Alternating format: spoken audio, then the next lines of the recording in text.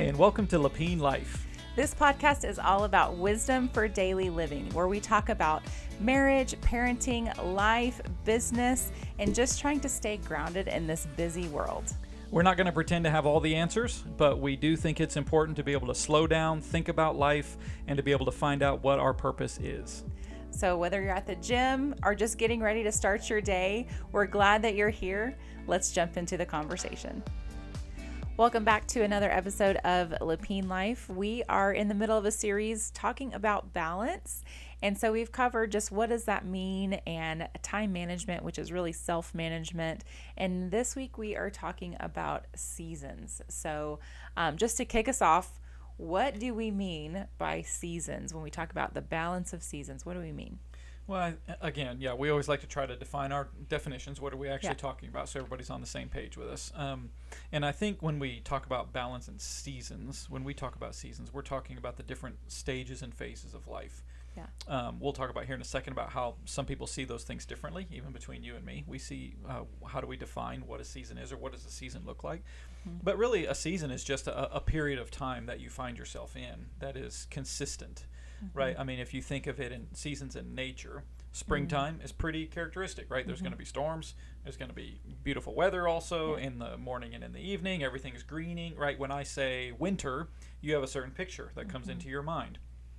When I say summer, you have certain events and certain environments and certain temperatures, right? Especially living in the South, that come into your mind when I say that. So when we talk about seasons, it really is like a series of characteristics that mark a particular time and period in your life. And so that's really all that we mean by seasons, to make sure that we're all on the same page with that. But in essence, that's what it is. Yeah, for sure. What would you say? We did kind of talk about whenever we were brainstorming this episode of how you and I marked seasons differently. And I don't know if it's the difference of just being male and female or, parents or what. Sure. But I mark seasons. It's not past tense. It's happening still. Of where our kids are at in their growth, and also how my life changed when they were in a particular season, and so that's kind of what I thought of whenever we were talking about this. But you thought of seasons differently. Kids. I mean, so for me, it's primarily marked by events and probably more work-related things. Yeah. So when we first got married, it was like our first jobs and our, first youth pastor job, first getting into ministry and full-time ministry, and that season of when we were there in Duncan, Oklahoma. We helped plant a church in Denton, Texas, so we were there for 7.5 years, so that might be the case, typically whenever you ask a man in particular, like, hey, who are you, what do you do? Well, I'm of this, and we typically identify ourselves with our jobs. So I think that could very well go into how we define those seasons.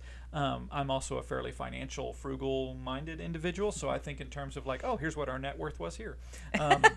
Here's what we're worth now.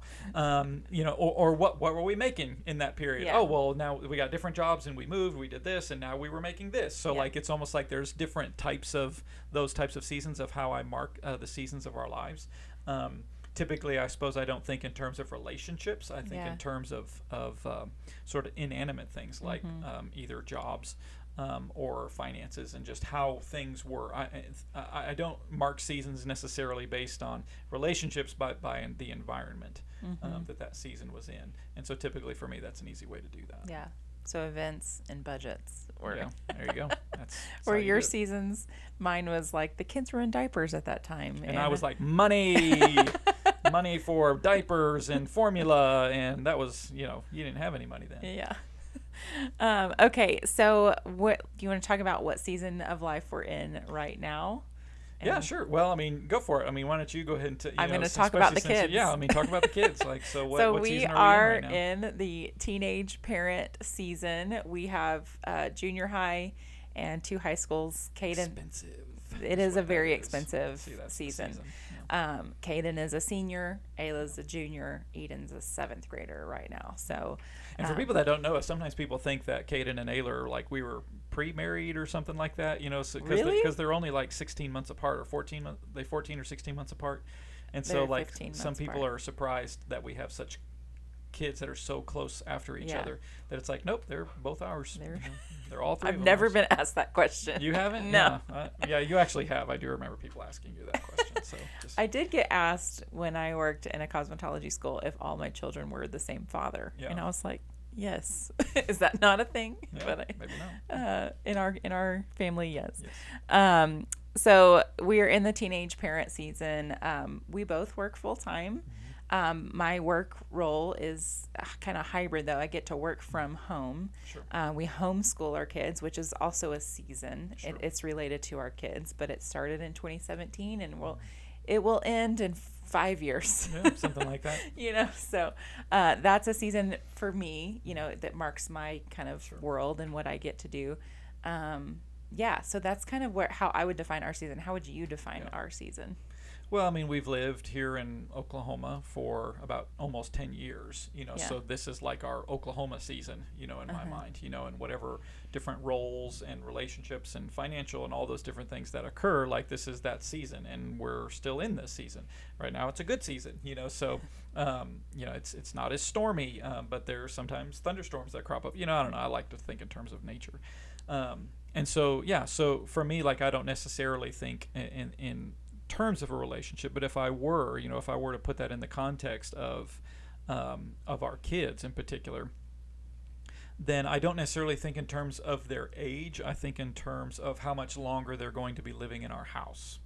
Yeah. So for me, it's the season that we're in is sort of a coaching season. Yeah. This isn't a parenting episode. We'll get to that eventually, but in that sense, as your kids get older, when they're really young, it was about obedience and about discipline. It was about teaching them to respect authority and who authority is and so on and so forth. But as they've gotten older, now that they're in these teenage years, now it turns into this coaching season where you're asking them, well, what do you think about that? Well, what do you think you should do? Well, what do you how would you respond? They're coming to us with questions and different things, and here's how you walk through these different things in life. And so it is really a coaching season, and just thinking to yourself, okay, have I taught them everything that they needed to learn? Have I invested all the time that I needed to? Have I taught them every lesson that I needed to? So in that sense, it's that season, because that's where I'm constantly thinking about how much time we have left with them. Yeah, that's There's good. your depressive thought for the day. I mean, that has affected me too. Sure. Like, when your kids get to the age that ours are, it's like you realize the time that you have, and the intentionality awareness just goes way up, because they're getting ready to be on their own. Okay, have we ever tried to live when we were like in a particular season, but we tried to live like we were in a different season? And I don't know if you want to kind of, but the comparison of, and an easy example is like for newlyweds, they, maybe they just graduated college, they got married, and they're going into life, and they try to reproduce the life that their parents have at the age of 50 or 60. And so there's this comparison of the life they left to the life they have now, the season that they're in now. And I think that was one of our, trying to live like we were not in the season that we were in. So do you want to talk about that at all? Well, I mean, just like what you said, that oftentimes we, especially when you first get married, some of the things that we had first written down when we were talking about this episode was, like a newlywed season or a baby stage season or a kid phase or a teenager phase. And that newlywed one really jumped out to us because that's something that we've heard Dave Ramsey say before, which we're big Dave Ramsey fans, and financial peace and so on and so forth has been hugely impactful in our lives. And he says that. He says, most people when they get married, they immediately want to reproduce the same standard of living that they had when they left their parents' house. The problem is that you're just starting out. Whereas your parents have been working on that style of living and living standard for decades. Yeah. And we, of course, before we ever knew what Dave Ramsey or Financial Peace was, fell into that trap. I mean, our first year of marriage, we bought a house, we bought a car, we bought new furniture. We were like, oh, this is just how you're supposed to live. And just going, my gosh, how stupid, foolish were we? And by bought, we borrowed money to buy. All of those things. We did not pay cash for any of that.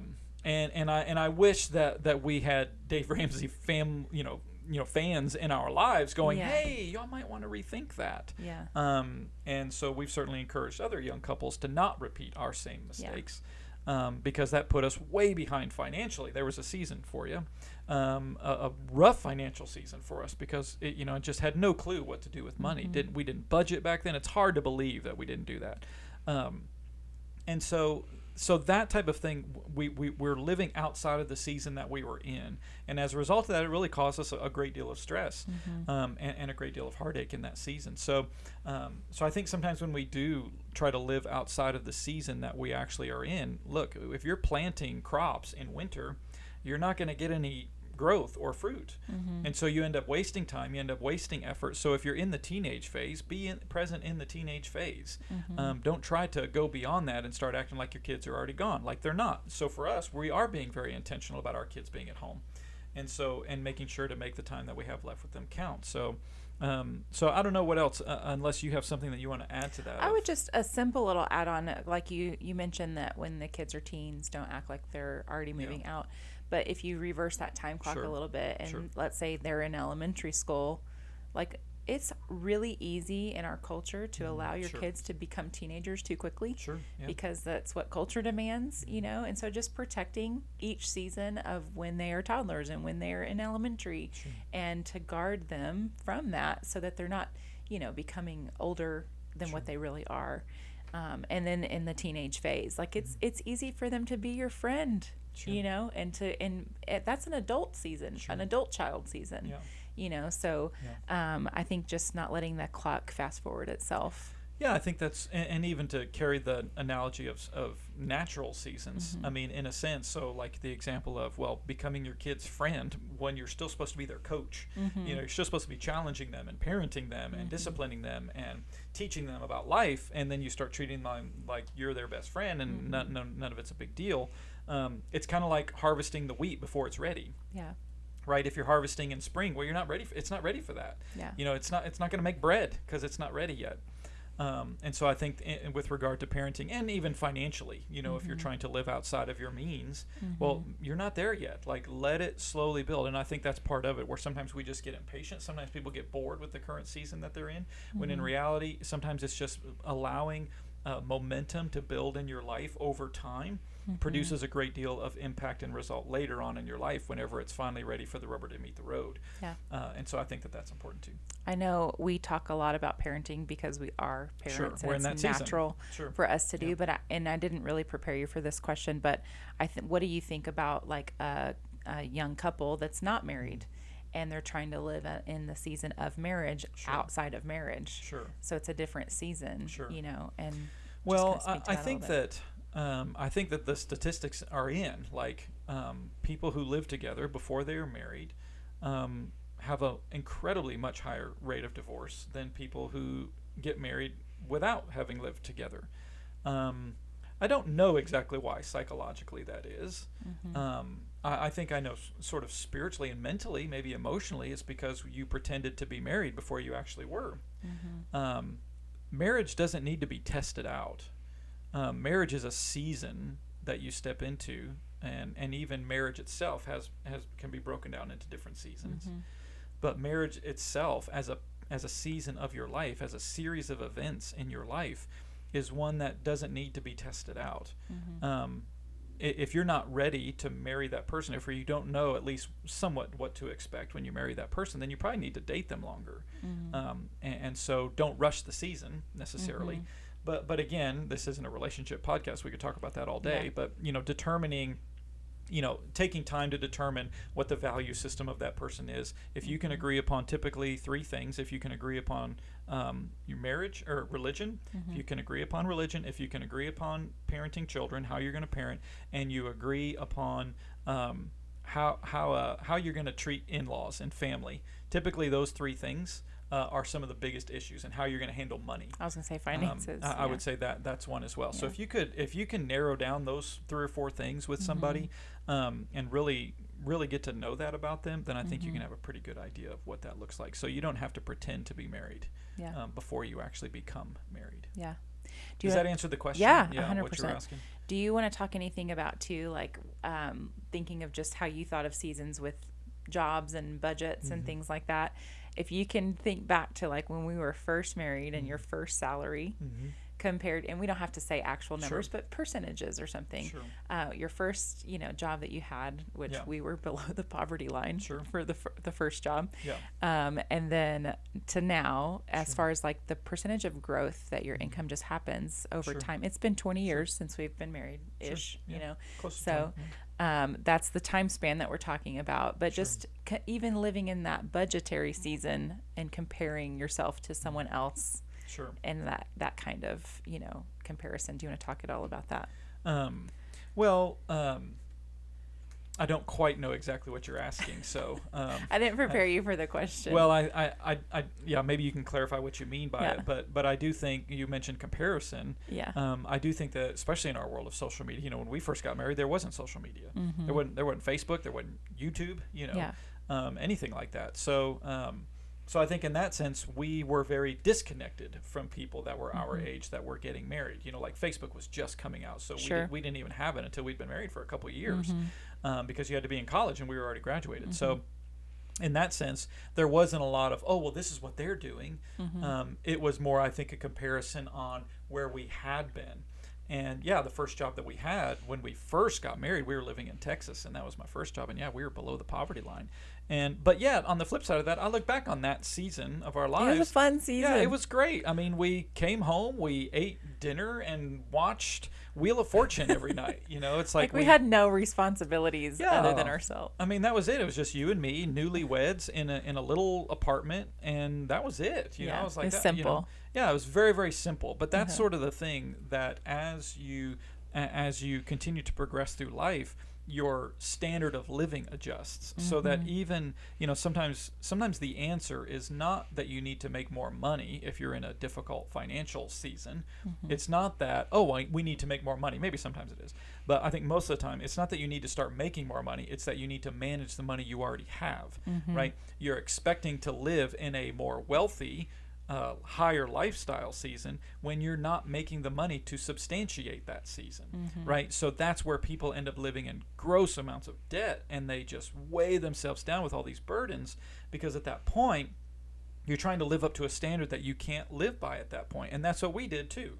Even after we moved out of that season, and then we got a different job here in Oklahoma, and that was like, we just thought we were going to have bags of cash everywhere. Like, we've never made so much money in our lives, which is just a fraction of what we make now.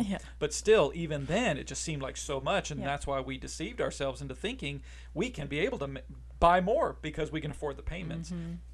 So I think in that sense, that can be really difficult for people, to not get trapped into this comparison with your previous life, growing up with your family or growing up with your parents, or especially in the world of social media, of what everybody else is doing. Do what fits for you.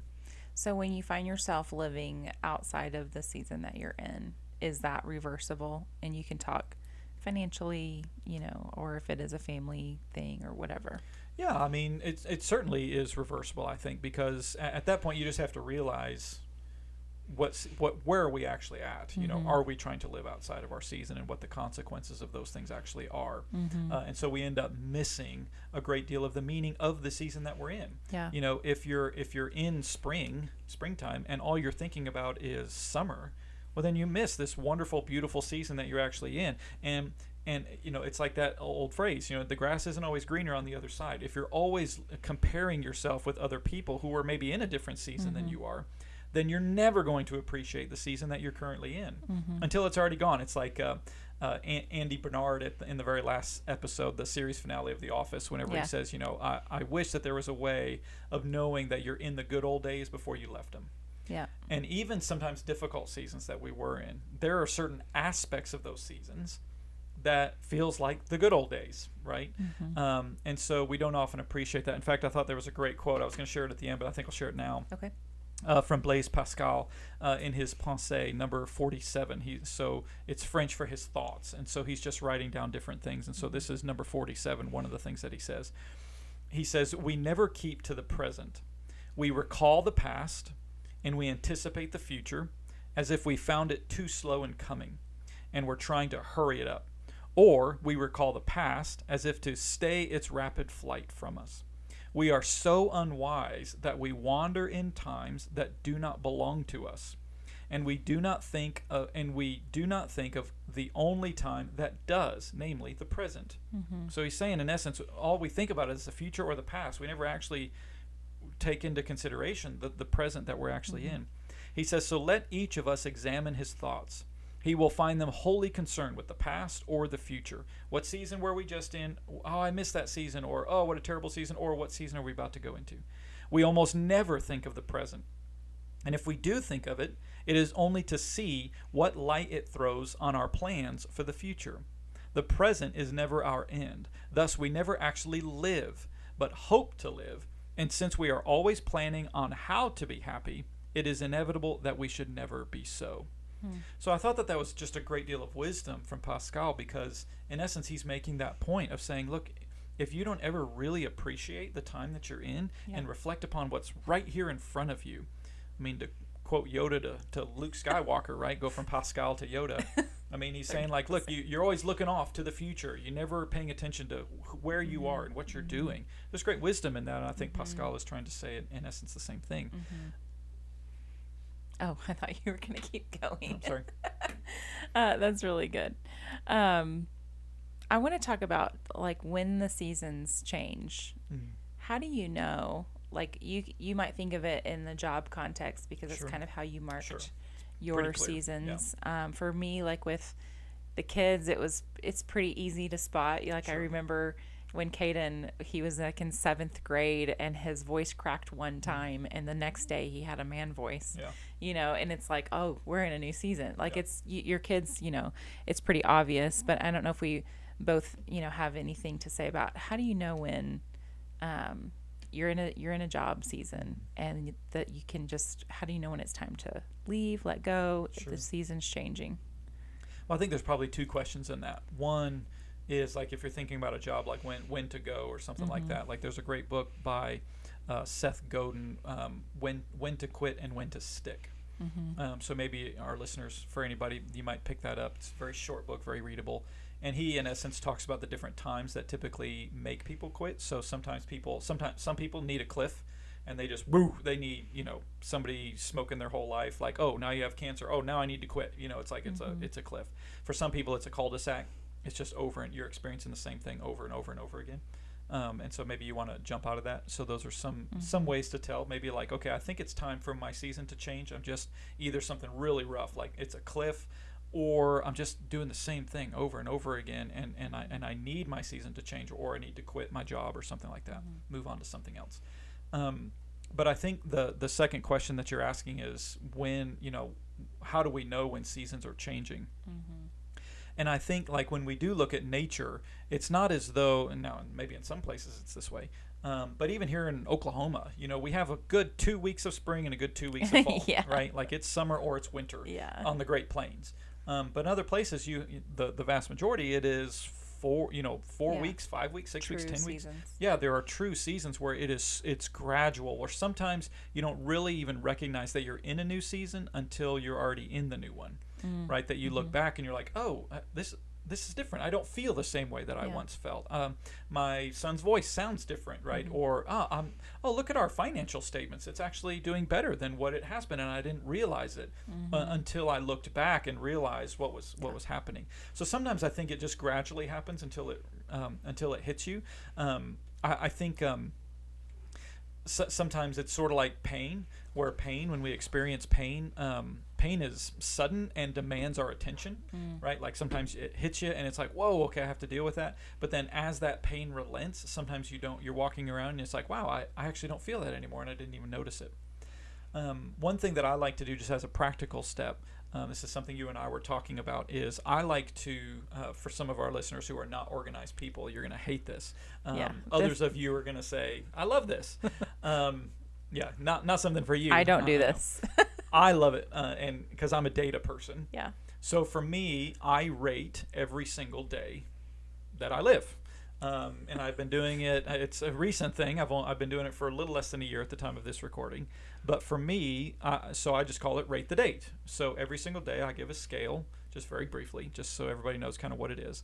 But I got it from Jim Collins, the author of Good to Great.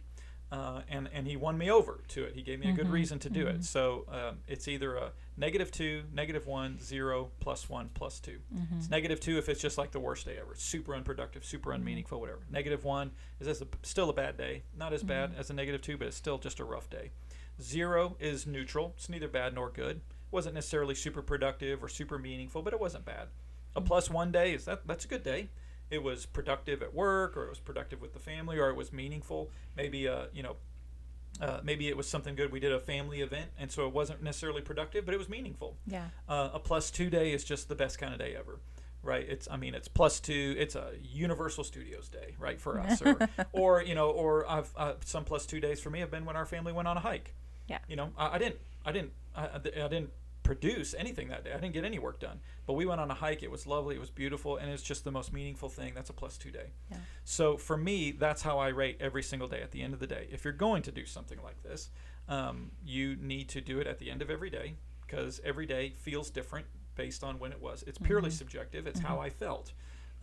Even if some days are productive, maybe it was still a -1 day because of just how the day made me feel. And so what that does, what Jim Collins talked about in this podcast I was listening to him talk about this, the reason for that is he said, because sometimes people go through seasons of their lives and they don't know why they feel bad. Because each day I rate it, but I give a short little 1 or 2 sentence description of that day. Yeah. What did I do? What made that a +2 day or a -1 day or a 0 day? And what that does is I plug all that into a spreadsheet, so that for me, I can see what my averages are. I can see like, over the last quarter, over the last 3 months, I'm like a 0.57. So that's pretty good. I'm above average. Like the last 3 months has been good. Yeah. Largely positive. It doesn't mean that they're all plus days, Yeah. but they're pretty good. But there's been interesting things that I've noticed through the data. Like certain days, and I even told you this, like I'll wake up some days with a song in my head. And just, and maybe watchers or listeners are the same way. And what I've discovered is that if the previous day was a positive day, if it was a +1 or a +2 day, I wake up the following day with a song in my mind. Like I'll wake up singing a song. But every day, because I also keep track of the songs I wake up with too. So there you go. And so like I like data. So what that does is rating the date helps me to be able to look at my life and go, wow, this last month I was the lowest rated month since I've been keeping track of this. Why is that? Well, if you're not keeping track of that data, you have no idea. You don't need, all you know is that you feel bad. Yeah. I actually have the data then to go, oh, this is why. I know why this month wasn't very good. I know why this week was super positive. It's because I kept track of that information. It's just very brief. I don't spend a lot of time doing it. Yeah. So for me, I'm able to look back at this data of my life and journal entries and things like that too. But all of that I can look back on, and it helps me to see, okay, things are not going as positive as I would like. I need to insert a change in the season that I'm in. Whether that is I need to change jobs, or if we need to make some different decisions in our marriage or with our kids, like something needs to change, or nope, things are positive. Things are really great. We're sticking with this season. There's fruit that's being harvested in this season, or we need to make a change because I don't want there to be another month rated or another season of my life. We need to make a change because this season is burned up. It's winter and it's time to move to spring. Yeah, that's good. So hopefully that's helpful. Yeah, I think it is. And honestly, it's something that I wish I liked or would want to do. I just need to make an easier system for you. You can just plug in a number. If it automates, I'll be good. Yeah.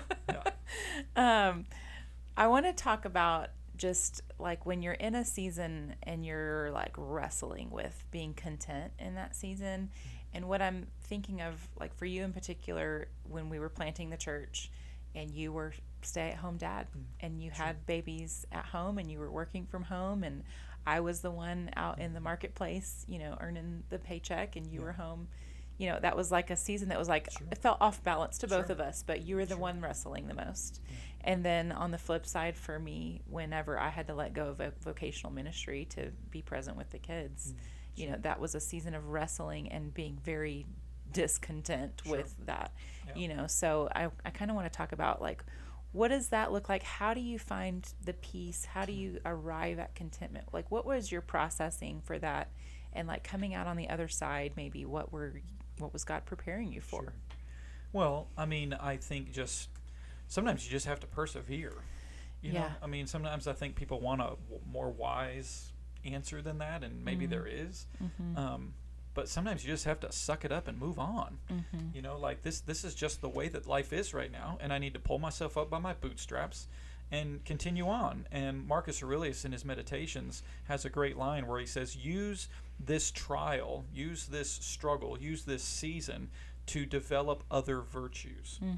And I think that that's oftentimes when we're in a negative or a very rough winter type season in our life, it's easy to overlook the opportunities to grow in the midst of that season. Because guess what? Even in wintertime, you can still grow some things, right? There's still things happening underneath the soil, underneath that you just don't see, that are actually preparing the plants for when spring happens. Like those roots are still growing deeper during the wintertime. So sometimes in difficult seasons, it's not so much that there's lots of wonderful things being produced, it's that there's lots of deep growth happening.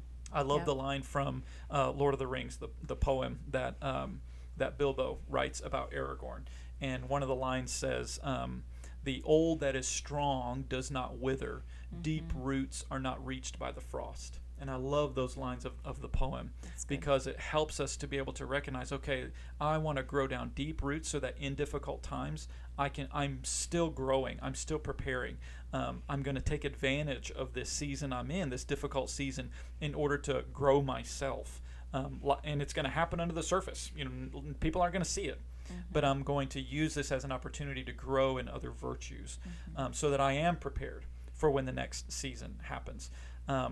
And also just on the flip side of that, I have an amazing friend. He's a very close brother of mine. And I won't say his name just for anonymity's sake and for his own privacy. But for me, he was going through the exact same season that I was in. Yeah. So having, exact same time. So to have somebody that I could vent to also helps, you know. So having somebody that you can be able to go, this stinks, you know, I hate changing diapers, you know, I would rather have a terrible job, you know, or whatever. And yet on the flip side of that, still finding great joy, at least for that particular season, of saying, you know, there's not a whole lot of dads that get to be a part. You know, the bummer part is our kids don't remember it. Yeah. They don't remember all the times I took them, you know, grocery shopping all the time and making their breakfast, lunch, dinner, changing diapers, doing bath time. Like, you were gone all day, you know. So it was, and I think a lot of people don't even know that about my part of my story. For years, it was that way, cleaning the house or trying to keep it clean. You know, when you got little ones running around, it never stays clean. Doing dishes, cooking all the meals, you know, doing all of that, you know, daddy daycare.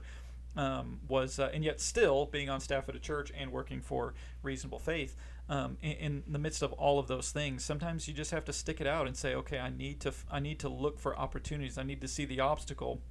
Again, Marcus Aurelius talks about this, where the obstacle becomes the way.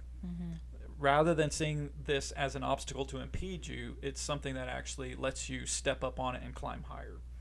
So that's how I would probably respond to that. How would you respond to that from your own situation? Yeah, well, I even think too, like, I know we talked about this, it's been a few months, but in that season, you were in a season of fatherhood, like major you're still in fatherhood, but like you were 100% the caregiver, you know, and I see that like in preparation and the fruit that has come from that in our kids, you know, of a lot of the behaviors that we see now are because you instilled it at that young age, you know. Clean your room.